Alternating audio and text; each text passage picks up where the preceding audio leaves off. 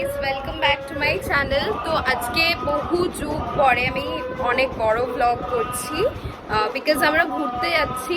আর আজকে মহাষ্টমী, শুনতেই পাচ্ছ তোমরা, অঞ্জলি চলছে বাইরে। তো এই দুর্গাপুজোর এই চার্মটাই খুব ভালো লাগে অ্যাকচুয়ালি। তো আমরা সবাই মিলে ফ্যামিলি ট্রিপে যাচ্ছি বিষ্ণুপুরে। মায়ের যাওয়াটা আনসার্টেন ছিল, বাট ফাইনালি সব কিছু ম্যানেজ করে মা যেতে পারছে। তো আমি অঞ্জলি দিয়ে একটু খেয়ে নিচ্ছি একটা কেক বেরোনোর আগে, বিকজ রাস্তাতেই ব্রেকফাস্ট করব। আর আমি একাই অঞ্জলি দিলাম, আর কেউ দিল না, পাপির দল সব। বাকিদের তো কালা শৌচ, কিন্তু আরেকজন দিতে পারতো, দিল না। তো চলো এটা খেয়ে নিয়ে আমরা বেরিয়ে যাব, মোটামুটি রেডি রয়েছে। তো আমরা সবাই বেরিয়ে পড়েছি, যাচ্ছি। এটা কি হচ্ছে? ছাড়ো তো, ওর দিকে কেউ তাকিও না, আমাদেরকেই ফোকাস করো। এমনি তো আমি মেইন ক্যারেক্টার। তো চলো আমরা যাই বিষ্ণুপুর।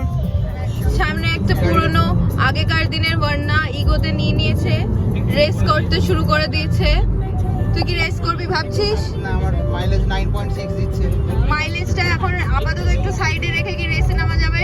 সামনে জ্যামও আছে, ও এক্ষুনি ব্রেক করে দেবে। আমি ট্রেনে, দেখা যাক। ও সিঙ্গেল আছে, ব্রেক করা ইজি। আমার ব্রেক করা টাফ। দেখা যাক নতুন বন্যা জিতছে না পুরনো বন্যা। তো কোলাঘাটে কেএফসির ঠিক পাশেই একটা হোটেল আছে, ওইখানে আমরা ব্রেকফাস্টটা সবাই মিলে করে নিলাম। তো আমরা সকালে 9:30-তে বেরিয়েছিলাম, আর 2টো নাগাদ পৌঁছে গেলাম বনলতা রিসর্ট। এটাই আমাদের রিসর্টটা বুক করা ছিল জয়পুর ফরেস্টের ভেতরে। আর এই রিসর্টটা একটা ভাস্ট এরিয়া জুড়ে, মানে রোজ ভ্যালিটা ঠিক যেরকম বড় মন্দারমণিতে, ঠিক সেরকম একটা জায়গা যেখানে ঘোরার অনেক জায়গা আছে ভেতরে। বাইরের লোকেরা সব এই জায়গাতেই ঘুরতে আসে। আর বিকেলবেলা আমরা বেরিয়ে পড়লাম সাইট সিইংয়ের জন্য। তো এটা ফার্স্ট স্পট ছিল, যেটা রাজবাড়িটা বিষ্ণুপুরের। এখানে ক্যানন জ্বালানো হয়েছিল ঠিক আমাদের আসার কিছুক্ষণ আগেই। আর ওইভাবেই ওখানে সন্ধি পুজোর পরে ক্যান্ডেলটা জ্বালানো হয়। তো এই টেম্পলটাতে তারপরে এসেছিলাম। Bishnupur is a city of temples, তো এখানে টেম্পলসগুলোই ফেমাস। তো ওখানে ওইটাই দেখতে গেছিলাম। আর এখানে রাজবাড়ির যে দুর্গাপুজোটা হয় সেটা দেখলাম ভেতরে মন্দিরটাতে। যেহেতু এটা একটা ফরেস্ট এরিয়ার মধ্যে, তো বিকেলের পর থেকে সেরকম ঘোরার খুব একটা জায়গা নেই, কারণ কি হাতি টাতি বেরোয়। তো রাত্রিবেলা ঘরের ভেতরেই ডিনারটা সেরে নিয়ে আমরা পরের দিন সকালবেলা উঠে গেছিলাম সাইট সিইংয়ে বেরোনোর জন্য। আর এখানে আমি হচ্ছিলাম রেডি, একটু সুন্দর ট্রানজিশন ক্রিয়েট করার চেষ্টা করলাম তোমাদের সঙ্গে। পেছনে দেখো আরেকজন পাঞ্জাবি পরে রেডি হয়ে গেছে। এইগুলো আমাদের অষ্টমীতেই পরার কথা ছিল, বাট আমরা যেহেতু ট্রাভেল করছিলাম তাই জন্য আর পরিনি ওই দিন। এখন আমরা রেডি হয়ে বেরোচ্ছি বিষ্ণুপুর এক্সপ্লোর করতে। আমি কানের দুল পরিনি, কেউ কিছু মাইন্ড করো না, কেন কি আমার একটা পুশ ছিল না, আমি সেটা খেয়াল করিনি, নিয়ে চলে এসেছি। তো একটা কানে পড়লে, যদিও এইগুলোতে সবাই একটাই পরে, আমিও একটাই পরে আছি। তো এডিট করতে করতে আমার জীবন বেরিয়ে যাবে। তো চলো যাওয়া যাক, মা বাবা আসছে, এদেরকে ছেড়ে চলে যাচ্ছি। দেখাচ্ছি না না, মজা করছি গাইস, এরাও যাবে। বেরিয়ে পড়েছি।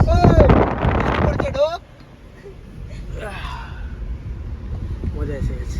দেখছে কতটা মধ্যে দিয়ে, হ্যাঁ চুলটা খুব সুন্দর লাগছে তোর, দারুণ, পুরো ঘাস। তো আমরা ফার্স্টে ভেবেছিলাম গাড়ি নিয়েই ঘুরবো, যেহেতু নিজেদের গাড়ি আছে। বাট ওখানে একটা পয়েন্ট আছে যেখানে গিয়ে গাইড নিতে হয়, আর গাড়িটা ওখানে পার্ক করে দিতে হয়, কারণ সরু গলি দিয়ে টোটো ছাড়া আর যাওয়ার কোনো উপায় নেই। তো সেই টোটোওয়ালাটাই গাইড হয় আর কি, যে বলে দেয় যে কোন জায়গায় কিভাবে যেতে হবে। তো ফার্স্টের মন্দিরটার নাম আমি জানি না, সেকেন্ডেরটা রাসমঞ্চ ছিল। আর এই রাসমঞ্চর ঠিক পাশেই একটা থিমের পুজো হচ্ছিল, আমরা ওখানেও গেছি। আমরা যেতে যেতে অনেক পুজোই দেখেছি, বাট সবার তোলা হয়নি। দাদা দেখুন, এই দেখুন, দেখতে পাচ্ছেন আপনি?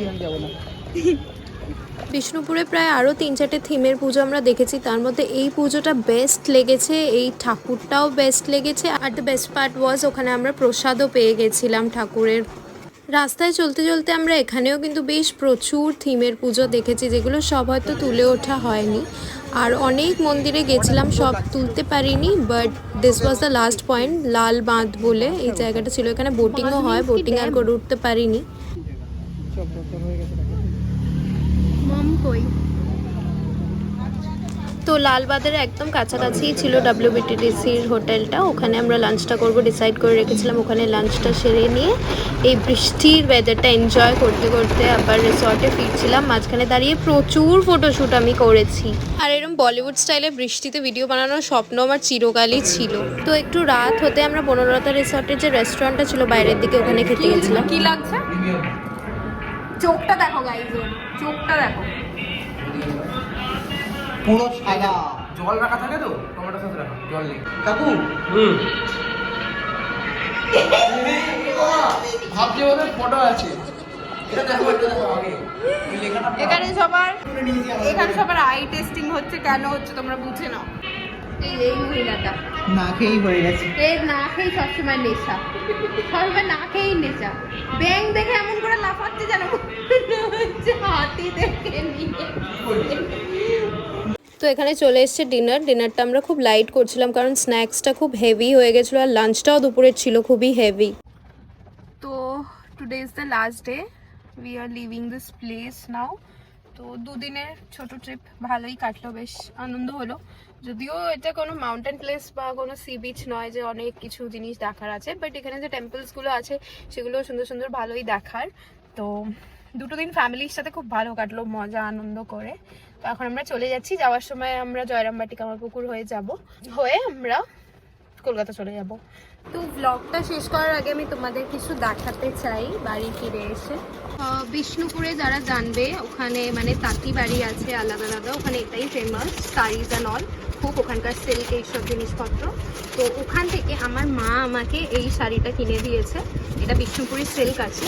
আর একটা যেটা মেন ফোকাস আমার অ্যানিভার্সারি গিফট যেটা আছে, সেটা এই শাড়িটা স্বর্ণচুরি। যারা মেয়েরা তো জানবেই যে স্বর্ণচুরি শাড়ির কত প্রাইস। কলকাতাতে একটা ভালো স্বর্ণচুরি তো 12-13 হাজার টাকার নিচে পাওয়াই যায় না। এটা আমার খুব পছন্দ হয়েছিল, এই সাদা স্বর্ণচুরিটা। আমি দেখেই ফার্স্ট লুকটা আমার এটার ওপর গেল, and I was like oh my God, এটা কি গর্জাস দেখতে।